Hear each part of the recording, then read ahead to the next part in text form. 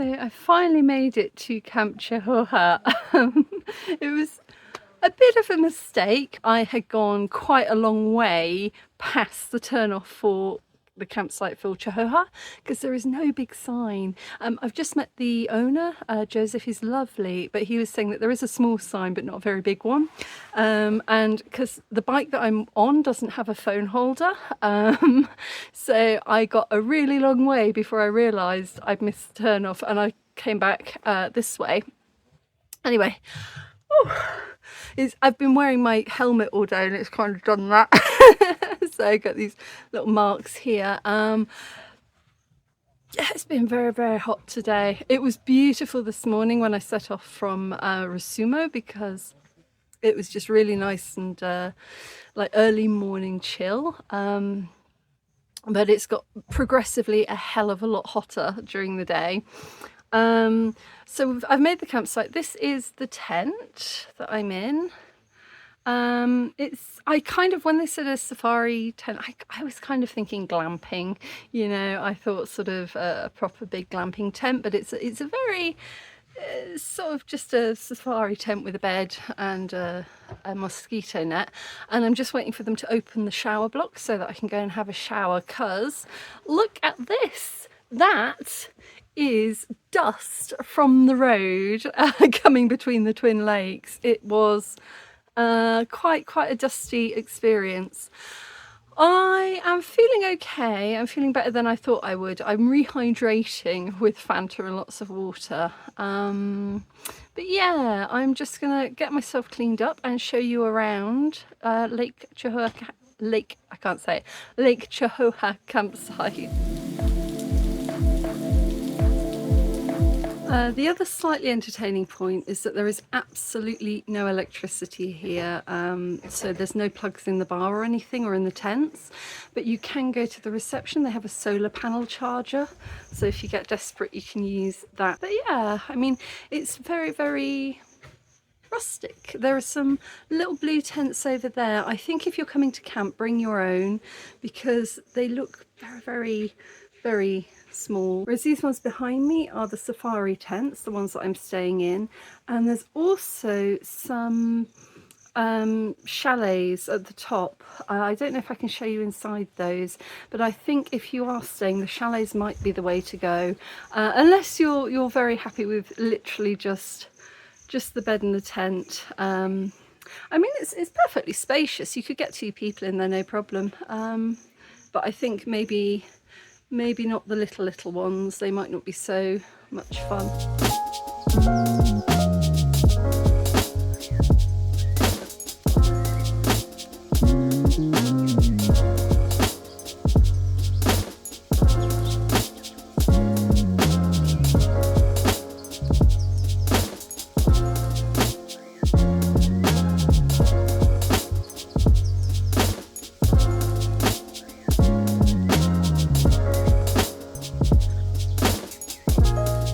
These are very nice.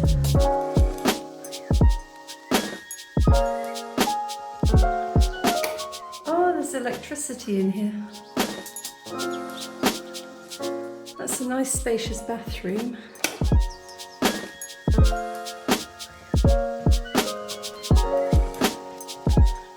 And there's a fire pit just there.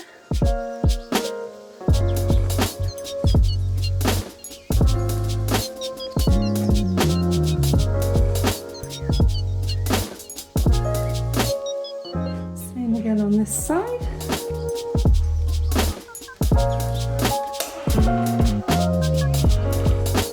Very nice looking shower.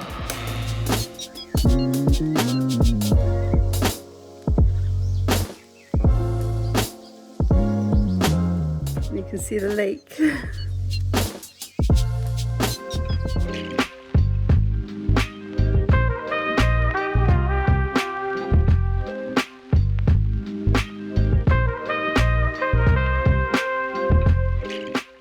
These ones are for 30.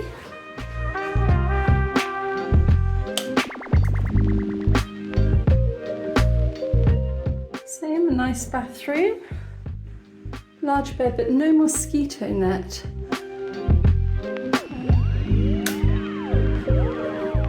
And no plug socket, I don't think. Oh yeah, there's a socket there.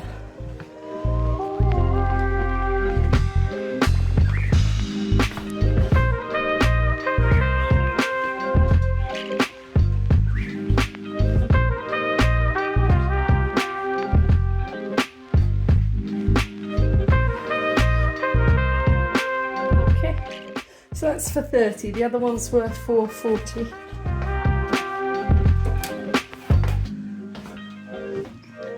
There's like a nice garden space here.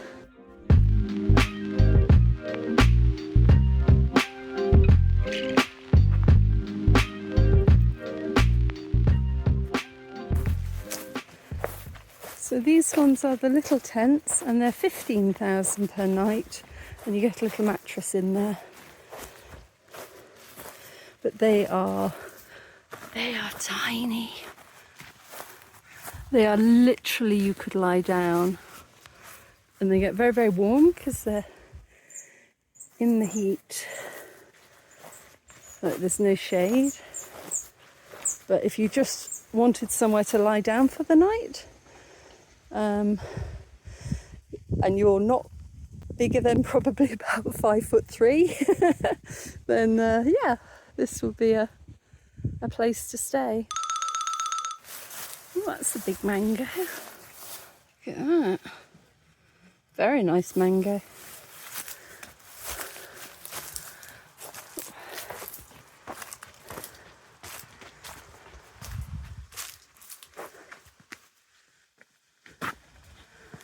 So this is the shower.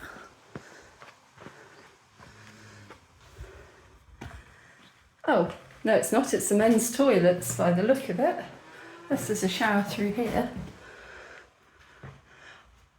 That's a snake! I've never seen a snake before! Hello, baby! Hello, baby! I'm not going to tell anybody you're here because they'll probably kill you.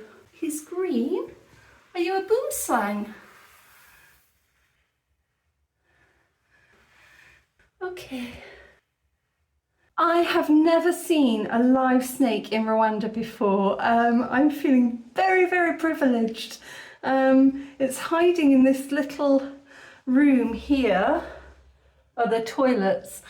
I am reluctant to tell anybody because I know here the first reaction to anything is to kill it and I don't want it to die. But at the same point it's also in a public toilet and I'm not a snake expert at all. I couldn't tell you, but it was green, ish, very green. So I don't know. It potentially might be a biter. I don't know what to do. I'm in a real moral dilemma. I don't want it to die, and I don't want other people to get bitten. It looked like it was just hiding away. I might go and tell Joseph, but I don't want them to kill it. I have found the shower room. So let me go and get all of my stuff together and have a shower. All right, so I've had a bit of a look around and I've seen the other accommodation. And I can't help feeling that, you know, pricing this at 30,000 when it is literally just a tent with a bed. And it's the same price as the chalets, which are also 30,000. But for that, you get, you know, well, your own private chalet and your own bathroom with a shower. Whereas I've got to, you know, trudge up the hill to the shower block. And so, I mean, I don't mind doing that, but it's kind of, I don't think that that really equates to the same amount of money.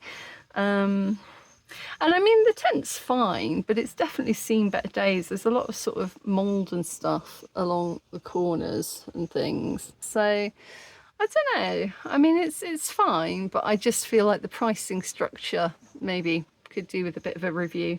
But yeah, so I don't know if I'm going to stay for the 2 nights. I might just head back to Kigali tomorrow. We'll see. It's Umuganda tomorrow, so you can't go anywhere till about 11 in the morning. So that gives me time to get up leisurely, have a little shower with the snake and have some breakfast and head off. I am so privileged to have seen that snake.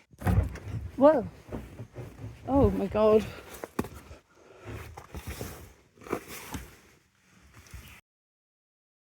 Okay.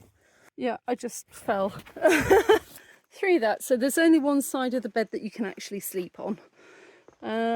Fine. There's also a very large hole here. So I might get joined by that snake tonight. I've just discovered that I do have my own little shower room here, but there's no shower curtain, so it's open to the world and all to see. I would have used it otherwise. Oh, but it's not actually connected to anything. This place feels like it's seen much better days. Okay, I went to get my phone because I opened the door and the snake was on here trying to get out, and the snake has gone. And that's good because I asked the lady a hypothetical question. I said, if I see a snake and I tell you about it, will they kill the snake? And she said yes. So I said, I did not see the snake. There is no snake. And now there is no snake. I don't know where the snake is. So that's good. Hopefully it found its way out of the window and it's now back in the wild. We would just check and make very, very certain that it isn't in the shower room first. That's weird. I wonder where it went though. Huh.